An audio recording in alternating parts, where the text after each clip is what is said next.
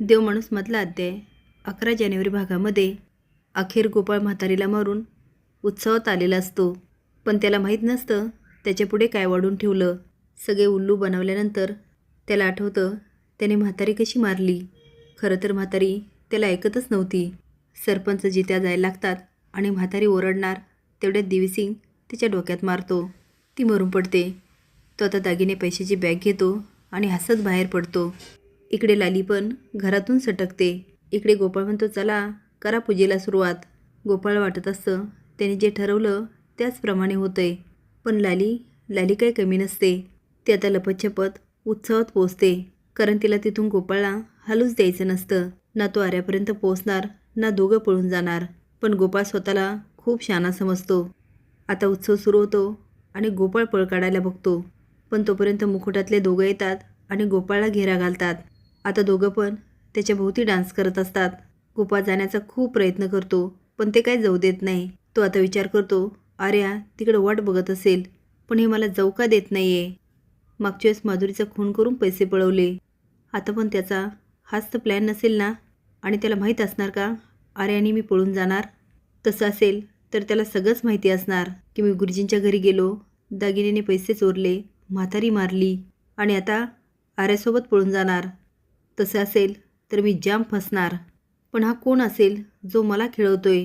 या पहिले मी लोकांना खेळवलं आणि हा मला खेळवतोय. तो आता पुन्हा जायचा प्रयत्न करतो, पण मुकुटे काय जाऊ देत नाही. इकडे लाली आर्यापर्यंत पोचते तर आर्या गोपाळची वाट बघत असते. लालीचं लक्ष जातं तिच्याकडे बॅग असते. लाली मनात म्हणते, ही नक्कीच पैसे घेऊन आली असणार आणि यांची वाट बघते. आर्या, मी तुला माझा संसार बरं मोडू देईल. मी तुला लई चान्स दिले, पण आता तुला मारायचं त्याला मी तरी काय करणार. सगळ्या बायका माझ्या नवऱ्याचेच का मागं लागतात, एवढं काय त्यात. पण यांना कळत नाही तो पैशासाठी करतोय. हे सगळं चालू असताना जामकरच्या गाड्या येत असतात. जामकर काय कमी नसतो, तो सगळी फौजच घेऊन येतो. पहिले तो गुन्हेगार शोधण्याचा प्रयत्न करतो.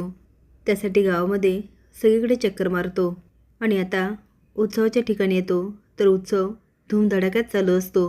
मिरवणूक निघालेली असते. जामकरच्या गाड्या आणि तो खाली उतरताना बघून सगळे शांत होतात. तो आता म्हणतो, मी ही मिरवणूक होऊ देणार नाही. हा उत्सव आत्ताच्या आत्ता बंद करा. आता मुखुट्या मागचे मात्र खूप घाबरत असतात.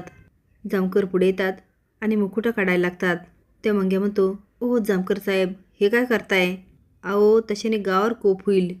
जिथे म्हणतो, जामकर साहेब असं काही करू नका, आम्ही होऊच देणार नाही. सरपंच म्हणतात, हे बघा जामकर साहेब, ॲज अ सरपंच म्हणून मी तुम्हाला अडवतो. जामकर म्हणतात, ह्या सगळ्यांना अटक करा आणि गाडीत टाका. आता मात्र सगळे शांत होतात आणि जामकर मुखोटा काढायला लागतो. आता मुखोट्यामागे कोण असणार. आप्पा, देवीसिंग या लाली. तुम्हाला काय वाटतं त्यामागे कोण असेल हे कमेंट बॉक्समध्ये नक्की सांगा. नवीन अपडेट जाण्यासाठी लाईक आणि सबस्क्राईब करा. धन्यवाद.